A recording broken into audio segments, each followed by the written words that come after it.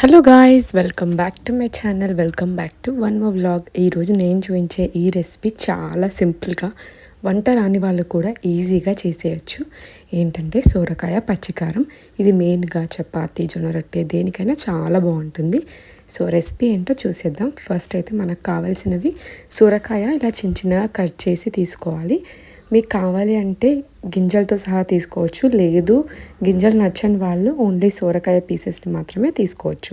కాకపోతే కొంచెం చిన్నగా కట్ చేయడం వల్ల తొందరగా ఉడుకుతుంది.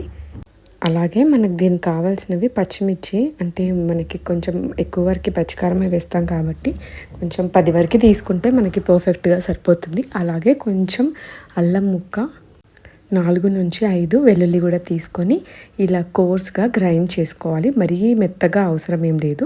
ఫస్ట్ అయితే స్టవ్ పైన గిన్నె పెట్టేసుకొని 2 నుంచి 3 టేబుల్ స్పూన్ల ఆయిల్ వేసుకోవాలి. ఇది చేసుకోవడానికి ఎక్కువ టైం ఏం పట్టదు. కాకపోతే మనం సొరకాయ తీసుకునేటప్పుడు కొంచెం లేతగా తీసుకుంటే టేస్ట్ అనేది చాలా బాగుంటుంది. ఆయిల్ వేడెక్కిన తర్వాత 1 టేబుల్ స్పూన్ జీలకర్ర, 1 టేబుల్ స్పూన్ ఆవాలు కొంచెం చిటపటలాడిన తర్వాత హింగ్, అలాగే మనం ముందు చేసి పెట్టుకున్న పచ్చిమిర్చి పేస్ట్ని కూడా వేసుకోవాలి. ఈ పచ్చిమిర్చి పేస్ట్ అంతా కూడా పచ్చివాసన పోయేంత వరకు ఒక 2 నిమిషాలు ఫ్రై చేసుకొని మనం ముందు కోసి పెట్టుకున్న సొరకాయ ముక్కలను కూడా దీంట్లో వేసుకోవాలి.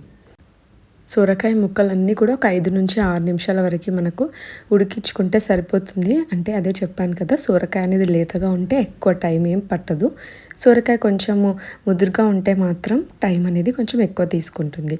సొరకాయలు వేసుకున్న తర్వాత 1 టేబుల్ స్పూన్ వరకు పసుపు కూడా వేసుకొని మొత్తం అంతా బాగా కలిపేసుకోవాలి. ఈ కర్రీ మొత్తం ప్రాసెస్ అంతా కూడా మనం మూత పెట్టుకొని ఉడికించుకుంటే తొందరగా ఉడికిపోతుంది. ఎందుకంటే దీంట్లోకి మనం వాటర్ కానీ ఆయిల్ కానీ ఏది ఎక్కువ పట్టదు. సొరకాయలో ఉన్న వాటర్ కంటెంట్ తోటి ఇది కంప్లీట్గా కుక్ అయిపోతుంది. ఇలా ఒక 2 నిమిషాలు ఫ్రై అయిన తర్వాత మళ్ళీ ఒకసారి కలిపేసుకొని టేస్ట్కి సరిపడా సాల్ట్ని కూడా యాడ్ చేసుకోవాలి. ఇంకా మనం ముందే పచ్చికారం వేసాం కాబట్టి అక్కడ ఎలాంటి సాల్ట్ యాడ్ చేయలేదు. అందుకే ఇక్కడే మనం ఒక 1.5 టేబుల్ స్పూన్ వరకు అయితే, నేను తీసుకున్న క్వాంటిటీకి 1.5 టేబుల్ స్పూన్ సాల్ట్ అయితే నేను యాడ్ చేస్తున్నాను. సాల్ట్ వేసిన తర్వాత ఒకసారి ఇంకా మూత పెట్టేసుకొని ఒక 10 నుంచి 15 నిమిషాల వరకు అయితే సొరకాయ మొత్తాన్ని మనం ఉడికించుకోవాలి. గ్రేవీ కన్సిస్టెన్సీలో కావాలంటే మనం ఈ గ్యాప్లోనే పాలు కానీ వాటర్ కానీ వేసుకోవచ్చు. పాలు వేసుకున్నా కూడా చాలా బాగుంటుంది. కాకపోతే మనం ఇప్పుడు రొట్టెలోకి కానీ జొన్న రొట్టెలోకి చేసుకుంటే మాత్రం ఈ విధంగా చేస్తే టేస్ట్ అనేది చాలా బాగుంటుంది. చూసారు కదా, ఒక 15 మినిట్స్ తర్వాత మనం మూత తీసి చూస్తే వాటర్ అంతా కూడా బయటకు వచ్చేస్తుంది, సొరకాయలో ఉన్నదంతా. ఇప్పుడు ఇంకా 80% వరకు అయితే మనకు సొరకాయ ముక్కలు అనేవి మంచిగా ఉడికిపోయాయి. ఇంకా మనం దీంట్లోకి వాటర్ వేయాల్సిన అవసరం కూడా ఏమీ లేదు. అలాగే మీకు నచ్చితే ఈ గ్యాప్లోనే నువ్వుల పొడి కానీ ధనియాల పొడిని కానీ యాడ్ చేసుకోవచ్చు. నార్మల్గా సొరకాయ కర్రీ ఇలా ప్లెయిన్గా తింటేనే టేస్ట్ అనేది చాలా బాగుంటుంది, ఎలాంటి మసాలాలు అనేవి యాడ్ చేయకుండా. అలాగే ఇది ఎండు కారం కంటే కూడా ఇలా పచ్చి కారంతో టేస్ట్ అనేది ఇంకా చాలా బాగుంటుంది. ఎవరైనా సొరకాయ నచ్చని వాళ్ళు ఉంటే ఇలా ఈ పద్ధతిలో ట్రై చేయండి, మీకు తప్పకుండా నచ్చుతుంది. అలాగే సొరకాయ చాలా మంచిది కూడా, బాడీని కూల్ చేస్తుంది.